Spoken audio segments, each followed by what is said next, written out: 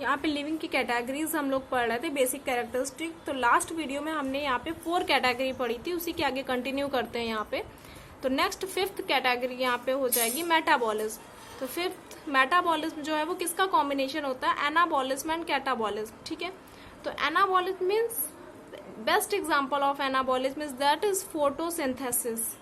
In this reaction of photosynthesis, you can see simple molecules like carbon dioxide and water combine together to form complex, that is glucose.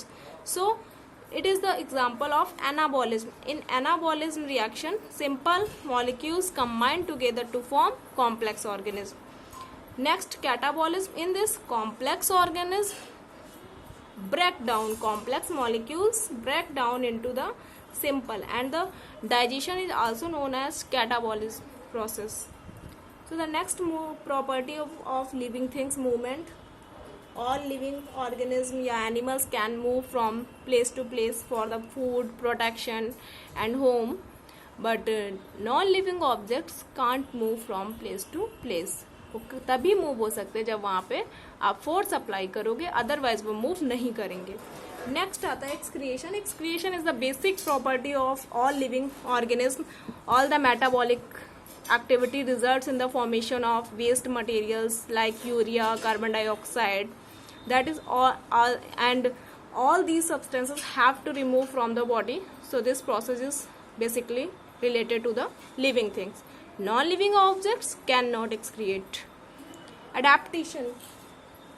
Adaptation means organism adjust itself according to the environment. This ability is known as adaptability या adaptation. For example fish जो है वो swim कर सकती है, उनमें क्या होता है, फिन होता है। आप पोलर बियर देखेंगे, पोलर बियर पोलर एरिया में पाया जाता है जहाँ बहुत ज़्यादा ठंड होती है, तो उनकी बॉडी में ऐसे अडेप्टेशन फीचर्स आ जाते हैं।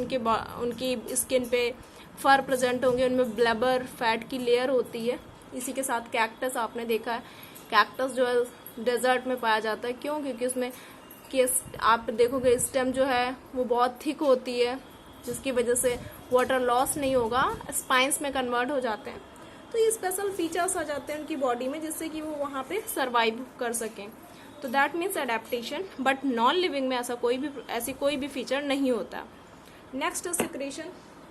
सिक्रेशन में आप बता सकते हो depending on the requirement useful substances can be released from glands in the organism and the secretions are release necessary for the living organism. जैसे कि हार्मोन सिक्रेट करते हैं, बट नॉन लिविंग ऑर्गेनिज्म में ऐसा कोई भी फीचर नहीं पाया जाता। नेक्स्ट आता है लाइफ साइकिल।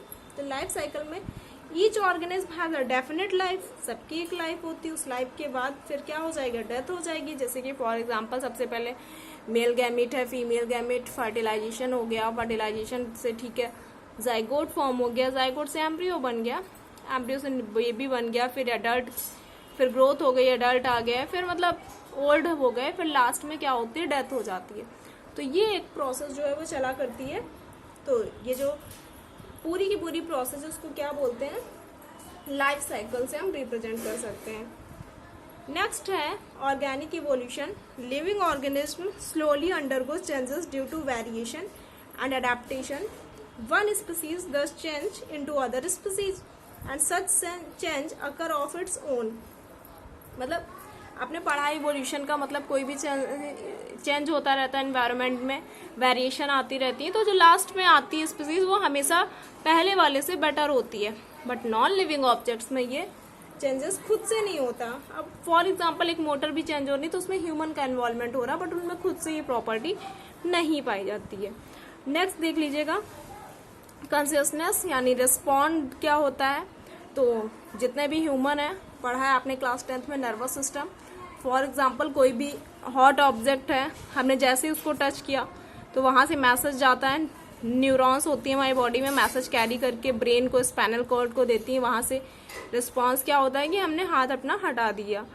सेम यही प्रोसेस प्लांट्स में भी होती है, बट प्लांट्स में ये मैथड अलग अलग होता है। उसको ट्रॉपिज्म बोलते हैं, वो भी आपने क्लास 10th में पढ़ा होगा। फोटोट्रॉपिज्म यानी movement of plants towards the light. Geotropism, movements of the roots towards the gravity. Other पढ़ा है आपने हाइड्रोट्रोपिज्म, मूवमेंट, कोई भी प्लांट का मूवमेंट होना वाटर के थ्रू, वाटर की तरफ कीमोट्रोपिज्म, थिग्मोट्रोपिज्म, बहुत सारे थे, तो वो यहाँ सब पे सारे के सारे आप पढ़ सकते हो अच्छे से। फिर लास्ट प्रॉपर्टी यहाँ पे डिस्कस और करेंगे, लिविंग ऑर्गेनिज्म की डेथ। सो जनरली ऑर्गेनिज्म मे डेवलप और स्लोली एवरी लिविंग ऑर्गेनिज्म, आप बता सकते हैं धीरे धीरे वो वीक हो जाते हैं, उनकी एक्टिविटी जो होगी वो स्लो डाउन हो जाएगी। सच नेचुरल डेथ डज नॉट अगर इन लिविंग ऑर्गेनिज्म, और किसी भी नॉन लिविंग ऑर्गेनिज्म, सॉरी, तो कोई भी नॉन लिविंग ऑर्गेनिज्म है उसमें ये नेचुरल डेथ आप नहीं देखोगे। तो नेचुरल डेथ जो होती है वो किसमें हो रही है, लिविंग ऑर्गेनिज्म में। So there are 13 basic characteristic of living organism. अगर आपको ये वीडियो पसंद आया हो तो आप मेरे चैनल को सब्सक्राइब करिए एंड लाइक करिए।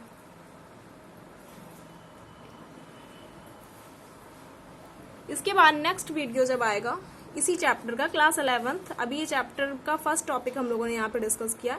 नेक्स्ट वीडियो में बायोडायवर्सिटी और उससे रिलेटेड टर्म्स पढ़ेंगे। Thank you.